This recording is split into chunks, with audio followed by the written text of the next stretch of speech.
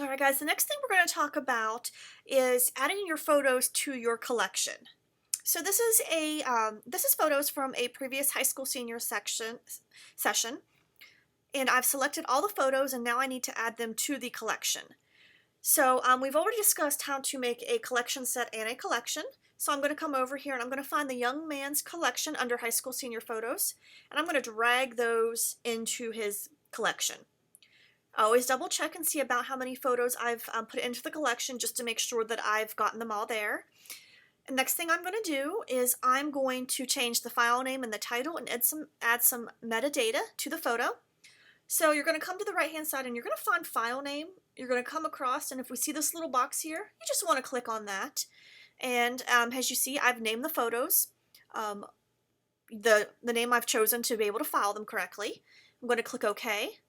I'm also going to use that same name under the title down here. And the next thing I'm going to do is select my metadata of high school senior photos. Click Sync Metadata. Click Synchronize. And you have applied a name and metadata to your photos.